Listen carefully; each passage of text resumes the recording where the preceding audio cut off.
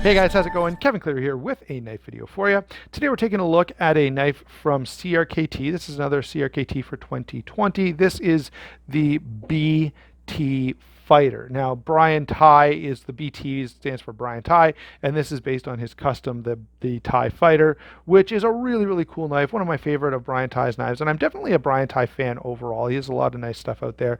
And his designs I definitely appreciate an awful lot. I should also point out that his designs, like most of them, okay, a lot of them have been put into production by CRKT. They've probably, I don't know, they've probably got 10 or 12 different Brian Ty models in their lineup. Not all currently in production, but they've done a lot of work with Brian Ty. So that's nice to see, and I'm definitely a fan of Brian Ty, so I like to see that as well. And so often you'll see me review the Brian Ty collabs just because I'm a fan of his and I like the design, and I kind of hope against hope each time that CRKT has really done a great job.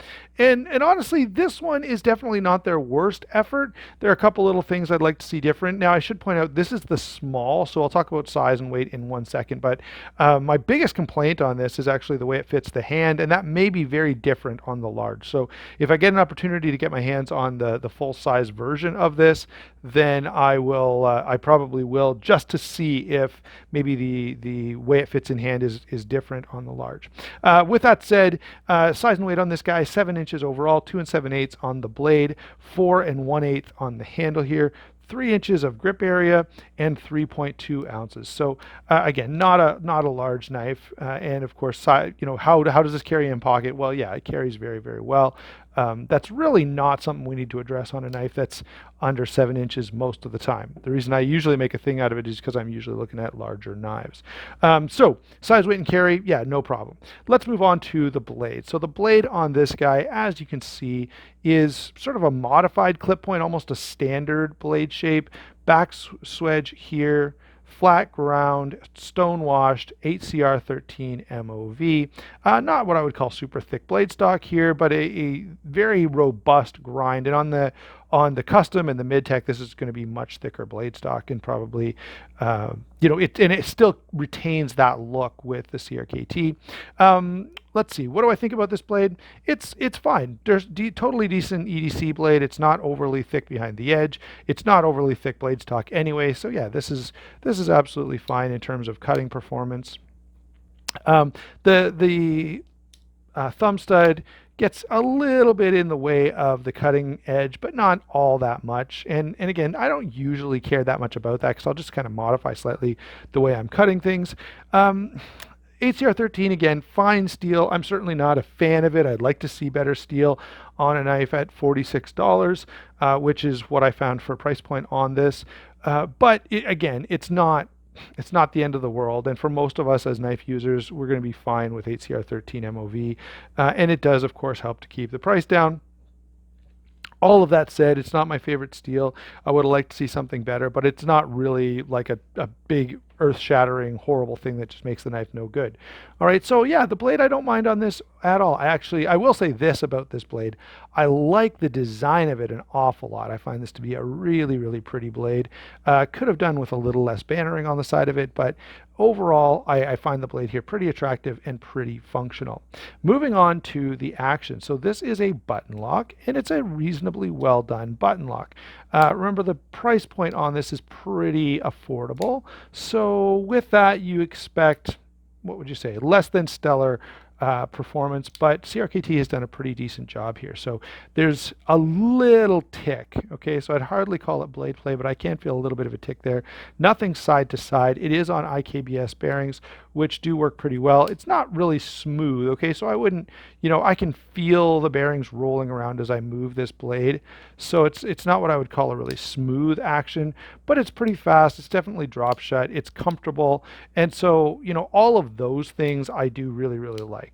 In fact, overall, this action is quite enjoyable. It's fidgety, it's fun. I would have liked to see it done without any blade play at all. But honestly, from CRKT, a $46 button lock, I'm not totally surprised that there's a teeny bit of play. And I will say, I'm almost hesitant to call it blade play because there's like a barely discernible little tick there. Okay. So, moving on to the handle. Here's where things are going to get a little bit rough. Um, so, so far from this point forward, I'm not that disappointed with the knife. From this point back, let's start with the good, but I'm not really in love with it anymore. So on the good side, there's definitely, I'm borrowing from Nick here a little bit, but I like the design. I do find this a really nice looking design. Brian has done a great job here. I will also say that this is a design that, in my mind, lends itself pretty well to making a nice knife that's going to work really well in hand. The big problem here, it's FRN, which I'm not in love with. It's not the end of the world, but it's not great. Nested liners, which I do like. That's a little bit of extra detail here. I like the way the lanyard hole is integrated into this design, and I like the Y-shaped clip. I'm glad CRKT stuck with that. I also like the, I don't know if this is ceramic for sure, but hold on, there we go. But the ball on the clip is really, really nice, and I liked that on my mid-tech Brian TIE Fighter as well. Um, so the two things that I don't like, the FRN here, it would have been way nicer to see this in G10, but there's a bigger problem, and that is when I try to hold this in hand, it just doesn't fit my hand no matter what I do. If you go back here and make it like a three-finger knife, now it's just covered in hot spots. It feels so uncomfortable. If you do squeeze all your fingers in here, you can sort of get them in there, but you can't really close your hand.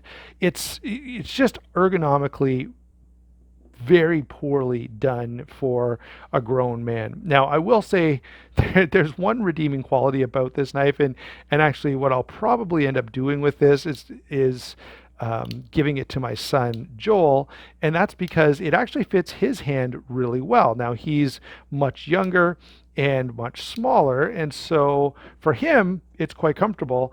But if you're a grown adult, the ergonomics on this are pretty poor. All right. And to me, that's kind of a big deal because you've got to hold on to the knife if you're going to use it for anything. For minor EDC tasks, could you get by? This lands right in the middle of my finger, so it's a real hot spot. But yeah, if you're not cutting anything difficult, if you're not doing any hard work, yeah, you could get by. You can get by with almost anything. Okay.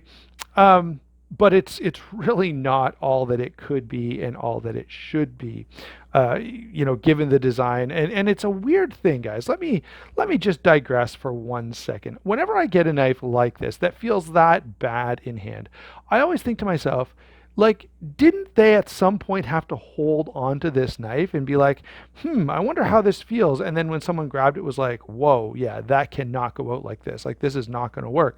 So I always have this, I've had a number of knives where something really, really bad just seems to be missed. And I always wonder, like, who made the decision to go ahead and produce this when it feels as uncomfortable as it does? That's a bit of a digression. I get it. Perhaps I'm being a little overly harsh. So sorry about that, CRKT. But that's genuinely the thought process that runs through my head when I handle something like this, where it feels like there's a really obvious problem and no one kind of caught it before putting these things on the shelf and selling them. All right, I don't have a lot of comparisons here. I do have a couple though. Let's grab the SOG Aegis. So this is the stainless steel frame lock SOG Aegis, very budget friendly knife. Not a whole lot bigger. It's a bit bigger, but not a whole lot bigger, and certainly comparable in terms of a cheap budgety knife. Another good example, of course, would be the Rat Model 1. These guys, this is going to be quite a bit less. This and this would be close to the same price because this is the D2 one. Now, if you went with the FRN Rat Model 1, that would be different again. But if this is something that's interesting to you, if you're looking for a knife of this size, now one, let me qualify in this way. The large could completely solve this problem. So I need to handle a large before I totally, totally forget about this knife, because mine felt quite good in hand, and I'm assuming the large from CRKT is going to be very similar to my mid-tech. But in the small, it's definitely missing some things. Let me throw in a couple of other knives here. There's the Spyderco Manix 2 Lockback. Again, it's bigger, feels amazing in hand. What else have we got? Para 2 here. Let's throw that in. Again, bigger, feels great in hand.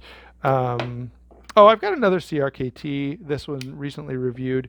This is the CRKT Linchpin.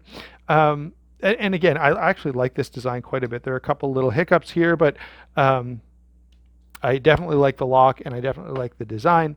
So moving back to this guy here, for most people, I'm going to say this is probably a pass. The people I could think this would be for is one, if a girl with small hands, someone younger, a kid, a teenager type of thing, might work out okay for them if they are into the fidgety knives, although most of them probably aren't there yet.